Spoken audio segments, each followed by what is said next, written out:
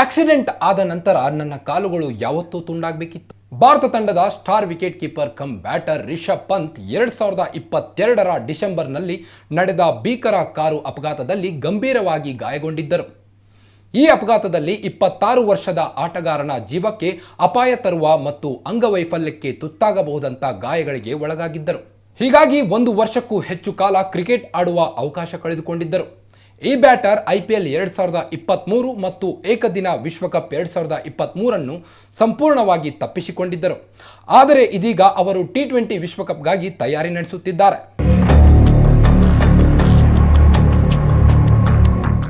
ರಿಷಬ್ ಪಂತ್ ಅವರನ್ನು ಅಪಘಾತದ ಸ್ಥಳದಿಂದ ರಕ್ಷಿಸಲಾಗಿತ್ತು. ಹೆಚ್ಚಿನ ಚಿಕಿತ್ಸೆಗಾಗಿ ಮುಂಬೈಗೆ ವಿಮಾನದಲ್ಲಿ ಕರೆದೊಯ್ಯುವ ಮೊದಲು ಹತ್ತಿರದ ಆಸ್ಪತ್ರೆಯಲ್ಲಿ ಚಿಕಿತ್ಸೆ ನೀಡಲಾಗಿತ್ತು. ವೈದ್ಯರು ಪಂತ್ 2-3 ವರ್ಷಗಳ ಅವಧಿಯಲ್ಲಿ ಚೇತರಿಸಿಕೊಳ್ಳಬಹುದು ಎಂದು ಭವಿಷ್ಯ ನುಡಿದಿದ್ದರು. ಆದರೆ ಆಟಗಾರನ ಇಚ್ಛಾಶಕ್ತಿಯು ವೇಗವಾಗಿ ಚೇತರಿಸಿಕೊಳ್ಳಲು ಸಹಾಯ ಮಾಡಿತ್ತು. ಇತ್ತೀಚೆಗೆ ಪಂತ್ ತಮ್ಮ ಅಪಘಾತದ ಬಗ್ಗೆ ಮಾತನಾಡಿದ್ದಾರೆ. ಅವರ ಗಾಯಗಳ ಬಗ್ಗೆ ವೈದ್ಯರು ಏನು ಹೇಳಿದರು ಮತ್ತು ಅದು ಅಂಗಗಳನ್ನು ತೆಗೆದುಹಾಕುವುದಕ್ಕೆ ಹೇಗೆ ಕಾರಣವಾಗಬಹುದು ಎಂಬುದನ್ನು ಬಹಿರಂಗಪಡಿಸಿದ್ದಾರೆ. ವೈದ್ಯರು ನನ್ನ ಬಳಿಗೆ ಬಂದು, ರಿಷಬ್, ನೀವು 3 ಪವಾಡಗಳನ್ನು ಮಾಡಬೇಕಾಗಿದೆ. ಅವುಗಳಲ್ಲಿ 2 ನೀವು ಈಗಾಗಲೇ ಮಾಡಿದ್ದೀರಿ ಎಂದು ಹೇಳಿದರು. ಆಗ ನನ್ನ ಜೀವನದ ಬಗ್ಗೆ ನನಗೆ ಯಾವುದೇ ಕಲ್ಪನೆ ಇರಲಿಲ್ಲ. ಆದ್ದರಿಂದ ನಾನು ಅದನ್ನು ಸಂಪೂರ್ಣವಾಗಿ ಕೇಳುತ್ತಿದ್ದೆ. ಮೊದಲನೆಯದಾಗಿ, ಇಂತಹ ಭೀಕರ ಅಪಘಾತದ ನಂತರ ನೀವು ಜೀವಂತವಾಗಿದ್ದೀರಿ ಎಂಬುದೇ ದೊಡ್ಡ ಪವಾಡ ಎಂದು ವೈದ್ಯರು ಹೇಳಿದ್ದರು.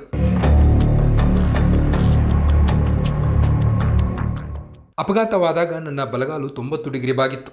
ಆ ಹೊತ್ತಿನಲ್ಲಿ ನನಗೆ ಏನು ಮಾಡಬೇಕು ಎಂದು ತಿಳಿದಿರಲಿಲ್ಲ. ನನ್ನನ್ನು ರಕ್ಷಿಸಿದ ವ್ಯಕ್ತಿಗೆ ಕಾಲನ್ನು ಹಿಡಿದು ಸ್ವಸ್ಥಾನಕ್ಕೆ ಮರಳುವಂತೆ ಹೇಳಿದ್ದೆ. ನೋವಿನ ನಡುವೆಯೂ ಅದನ್ನು ಮಾಡಿದ್ದೆ. ಈ ಬಗ್ಗೆ ವೈದ್ಯರು ಹೇಳಿದ್ದರು. 2ನೇದಾಗಿ, ನಿಮ್ಮ ಕಾಲನ್ನು ನೀವು ಸರಿ ಮಾಡದೆ ಹೋಗಿದ್ದರೆ ಅದು ಅಂಗಚ್ಛೇದನಕ್ಕೆ ಕಾರಣವಾಗುತ್ತಿತ್ತು ಎಂದು ಅವರು ಹೇಳಿದರು. ಶಸ್ತ್ರಚಿಕಿತ್ಸೆಯ ಭರವಸೆ. ವೈದ್ಯರು SCL ಮತ್ತು CLನಲ್ಲಿ ಯಾವುದೇ ಗಾಯ ಉಳಿದಿಲ್ಲ ಎಂದಿದ್ದರು.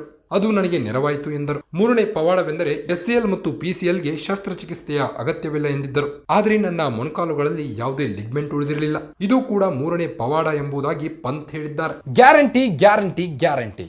ಇದು ಗ್ಯಾರಂಟಿ ನ್ಯೂಸ್. ಸುದ್ದಿ ಖಚಿತ, ನ್ಯಾಯ ನಿಶ್ಚಿತ.